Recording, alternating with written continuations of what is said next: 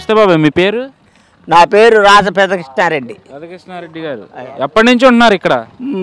తాతలు 3 వేపుల నుంచి ఉంటున్నామండి.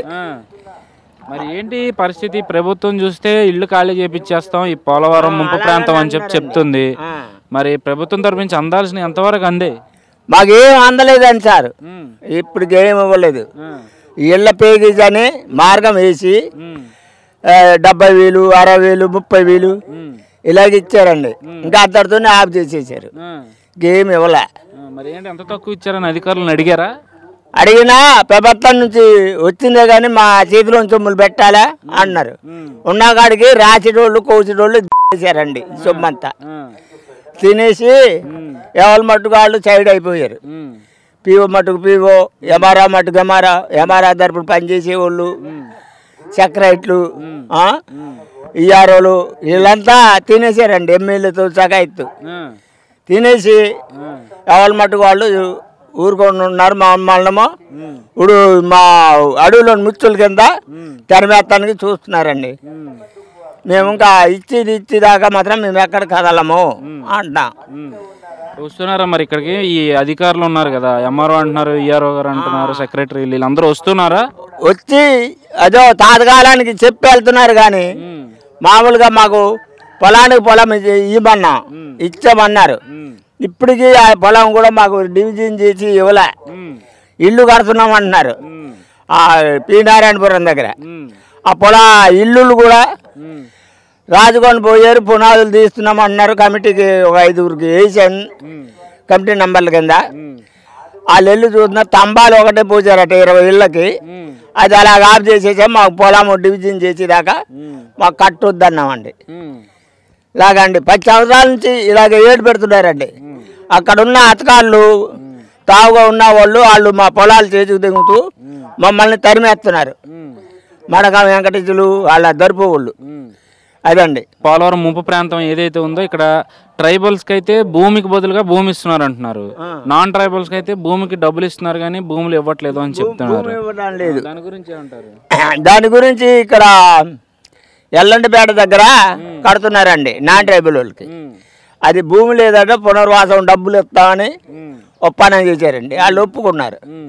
మాకు అలా కాదు, భూమికి భూమి మాకు సాగినెత్తంగా ఇల్లు టాండేట్ కట్టివ్వాలని మేము అంటున్నా. అలాగే కట్టిస్తామన్నారు కానీ ఇప్పటికీ ఏమి లేదండి. అంటే 6 నెలల్లో పోలవరం పూర్తి చేసి ప్రజలకు రైతులకు నీళ్ళు ఇస్తామని చెప్పి ప్రభుత్వం చెప్తుంది. మరి అక్కడ కనుక నీళ్ళు ఇస్తే దాదాపు మరి ఈ ప్రాంతం అంతా నీట మునిగే అవకాశం ఉంది కదా. మరి అక్కడేమో ఇల్లు చూస్తే ఇల్లు పూర్తి అవ్వలేదు అంటున్నారు. మరి ఏంటి పరిస్థితి? గేటు పరిస్థితులు అండి, మేము ఇల్లు కట్టేదాకా మేము లేగమన్నామండి. ఇంకా అంతే చెప్తున్నాం అధికారులకి. ఇదో అన్నారు అదో అన్నారు, మమ్మల్ని కుక్క తోక నక్క తోకలాగా చూపెడుతున్నారు. ఇప్పుడు ఈ ఆర్ఎన్ఆర్ పథకం కింద ఏవో రావాల్సిన డబ్బులు రావాల్సిన నిధులు రావాల్సినవి ఉన్నాయి అంటున్నారు కదా, అవి ఎంతవరకు వచ్చాయంటారు? ఇంకా రాలేదండి. ఇంత అని చెప్పలేదు. మాగుడుగా కప్పు వేసుకొని ఉంటున్నారు. ఆర్డీఓ మట్టుకు ఆర్డీఓ, కలెక్టర్ మట్టుకు కలెక్టర్, పీఓ మట్టుకు పీఓ. వీళ్ళంతా పచ్చి దొంగ నా కొడుకులండి చెప్తున్నాను. చదువుకున్నవాడు తెల్లడి కాగితం నల్లడి అత్తరాం వేసుకుంటున్నాడు. వాళ్ళు కామాపు చేస్తున్నారు. ఎవరి మట్టుకు వాళ్ళు దోచుకు తెగుతున్నారండి మా పేద చెమ్ములు. ఈ ఊర్లో ఇప్పుడు ఉద్యోగాలు చేసేవాళ్ళు ఎవరైనా ఉన్నారా? ఉద్యోగాలు చేసేవాళ్ళు తక్కువ అండి, ఎవరు లేదండి. చదువుకున్న కుర్రోళ్ళు వాళ్ళంతా చదువుకున్న కుర్రోళ్ళే. ఇప్పటికీ ఉద్యోగం టాండేట్ ఉద్యోగాలే లేవండి. ఇప్పుడు ఉద్యోగం చేసుకున్న వాళ్ళంటే వేరే చోటుకి వెళ్ళి ఎక్కడో చోట బతకగలరు. ఉద్యోగం లేని ఇక్కడ వ్యవసాయం మీద ఆధారపడే వాళ్ళ పరిస్థితి ఏంటంటారు? మరి ఇంకేమిటి, ఇంకా ఎలాగే మమ్మల్ని ఏమో వాసుకాయ బుసుకాయ అంటున్నారు. అక్కడ పోతే ఇంకా మేము కొండాకులు కూడా దొరకవు, పుల్ల కూడా దొరకదండి. అదేటప్పుడు ఇంకా మేము పచ్చిలు అయిపోయి ఇంకా చావాల్సిందే. అంటే చూసుకోండి, ఈ ప్రాజెక్టు సందర్శించడానికి ప్రతి సోమవారం ముఖ్యమంత్రి గారు చంద్రబాబు నాయుడు గారు ఇక్కడికి వస్తూ ఉంటారంటారు. ఇది పోలవరం ప్రాజెక్ట్ దగ్గరికి అక్కడికే ప్రాజెక్ట్ కాడికి వస్తున్నారు కానీ అసలు ఎప్పుడు వచ్చింది? ఎప్పుడు వచ్చింది లేదండి. మీరు వెళ్ళారా కనీసం అక్కడికి? మీ సమస్యలు చెప్పుకున్నా కానీ పోలీసు వాళ్ళు అసలు వెళ్ళిన వాళ్ళని లేదండి. వాళ్ళే వీళ్ళు చెప్పేస్తారు, ఉన్నా కాడికి పుండు లేపేస్తారని వాళ్ళు అడ్డుబడి మాకు తరిపించేస్తున్నారు.